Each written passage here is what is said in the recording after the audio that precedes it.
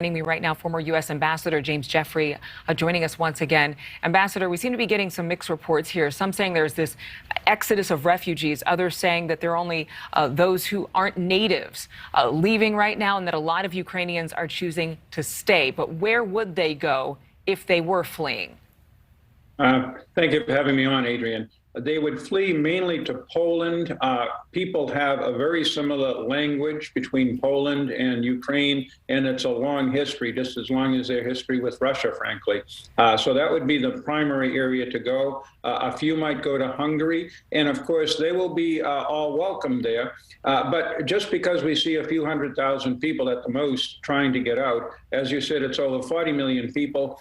Most of them are not physically going to be able to get out. The roads are totally clogged, and many of them don't want to leave because it's their homes, and some of them want to defend their homes. We've seen that in many reports so far. And in a lot of these nations, you mentioned Hungary, Poland, Germany, welcoming people and saying that refugees are going to be provided for.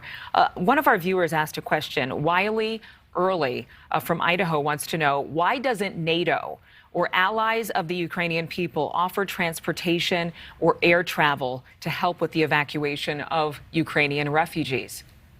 That's a great question, and I'm sure that NATO is thinking about that because NATO is totally mobilized to try to see how to deal with this crisis. The only thing is nobody, not NATO, not the United States, will operate inside Ukraine under the current situation because it's a war zone and we're not a party to the conflict, neither NATO nor the United States. While we're rooting for the Ukrainian side, we're not in giving them weapons. We're not actually deployed on the ground or in the air. Would you know if any of our U.S. troops would be on the other side of those borders to help with refugees, to try to get them to a place where they could find food and shelter? The good news is we already have troops right on the border that President Biden ordered in last week, who have been given the mission to, first of all, help American people who are trying to escape.